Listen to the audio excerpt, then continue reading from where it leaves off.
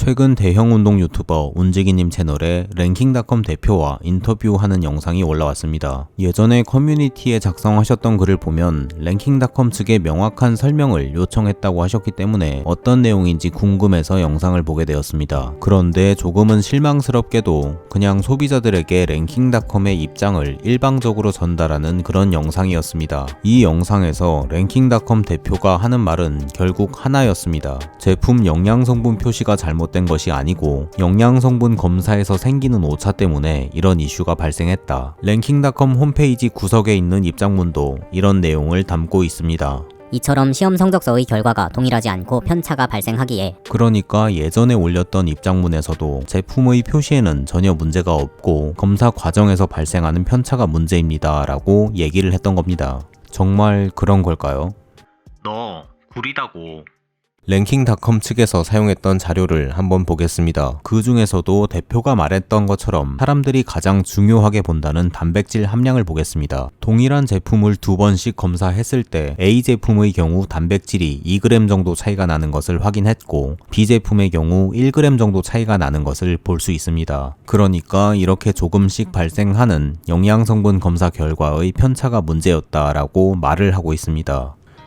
그래서 저도 여러가지 제품을 2번씩 검사해봤습니다. 3가지의 도시락과 볶음밥 제품에 대해서 각각 다른 기관에서 2번씩 단백질 함량 검사를 진행했습니다. 제품에 표시된 영양성분과 단백질 검사 결과를 비교해 보겠습니다. 인메이트 몬스터 볶음밥 곤드레 제품은 2번의 검사 결과 모두 제품에 표시된 것보다 37% 적은 것으로 나타났습니다. 인메이트 몬스터 볶음밥 불고기 제품은 검사 결과 편차가 조금 크게 나타났습니다. 하나의 검사 결과는 제품에 표시된 단백질 양의 59%, 다른 하나는 75%로 나왔습니다. 단백질이 높게 측정된 검사 결과를 기준으로 하더라도 25%나 부족합니다. 마지막으로 맛이 딱 더 담은 도시락을 보시면 제품에 표시된 양의 78%와 70%로 측정되었습니다. 이 역시 단백질이 높게 측정된 검사 결과를 기준으로 하더라도 22%가 부족합니다. 3가지 제품에 대해서 각각 2번씩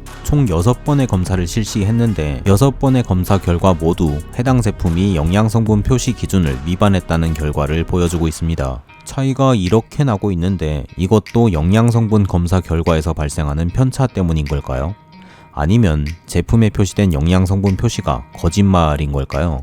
그리고 이 제품들은 영양성분 표시 기준을 위반했지만 식약처에 신고를 할 수가 없었습니다. 검사 결과가 나온 시점에 이 제품들은 이미 판매가 중단된 상태였거나 현재 홈페이지에서 영양성분표가 몰래 변경되었더라고요.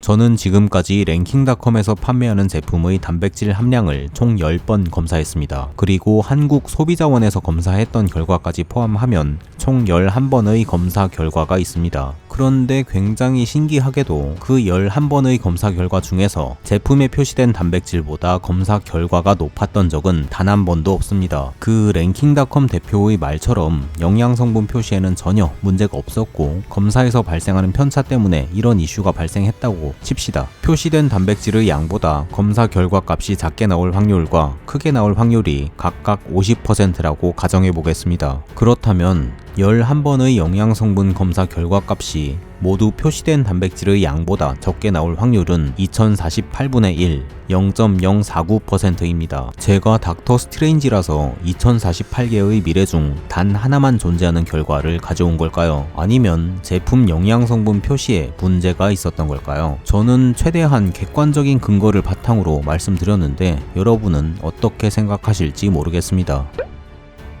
랭킹닷컴에서 판매하는 제품들의 영양성분 표시가 계속 바뀌고 있습니다. 이 제품은 단백질이 6g 줄어들었고 당류는 0g이었다가 4g으로 변했습니다. 이 제품은 단백질 표시가 5g 감소했고 당류는 0g이었다가 5g으로 변했습니다. 단백질이 6g 줄어들고 지방이 3g 늘어난 제품도 있었으며 이 제품은 단백질이 6g 줄어들었고 지방이 4g 늘었습니다. 한두 개 제품이 아닙니다. 이런 식으로 소비자에게 알리지 않고 몰래 영양성분표가 바뀌고 있습니다. 예전에 PDF 파일로 자료를 확보해 놓지 않았다면 저도 바뀐 것을 몰랐을 겁니다.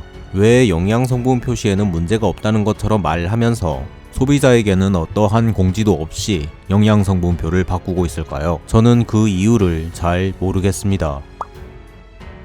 앞에서 제가 보여드린 성적서에서 이름을 공개하지 않은 5개의 제품이 있습니다. 이 제품들 역시 영양성분 표시가 이상하게 되어 있던 제품들인데 조만간 영상으로 만들어서 올리겠습니다. 감사합니다.